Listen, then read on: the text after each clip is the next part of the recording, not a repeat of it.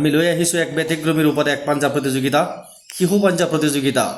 দুজন শক্তিশালী খেলুৱৈ আজি আমাৰ মাজত উপস্থিত। যুদ্ধক দিহি প্ৰস্তুতিৰ আৰম্ভ হৈছে। চেম্পিয়ন শ্বাহ আৰু মাহিৰ শ্বাহ দুজন শক্তিশালী খেলুৱৈ।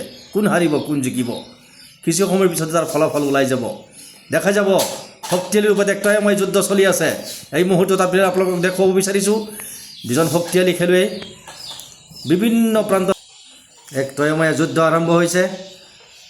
শিশু পাঞ্জা প্ৰতিযোগিতা, চেম্পিয়ন শ্বাহ আৰু মাহিৰ শ্বাহ দুজনৰ মাজত এক তীব্ৰ প্ৰতিযোগিতা আৰম্ভ হৈছে। এক তয়ময় যুদ্ধ আৰম্ভ হৈছে। চাওক আপোনালোকে কোনে হাৰিব কোনে জিকিব, বিজয়ৰ মুকুট কোনে পৰিধান কৰিব, বিজয়ৰ হাঁহি কোনে মাৰিব, কিছু সময়ৰ পিছতে তাৰ ফলাফল ওলাই যাব।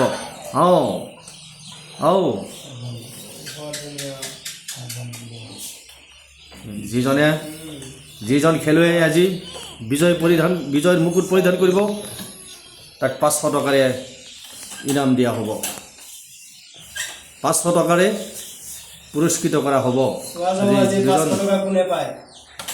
আজি 500 টকাৰ গৰাকী কোনে হ'ব? চেম্পিয়ন শ্বাহ নে আজি মাহিৰ শ্বাহ? মাহিৰ শ্বাহ আৰু চেম্পিয়ন শ্বাহৰ মাজত আজি এক তয়ময় যুদ্ধ।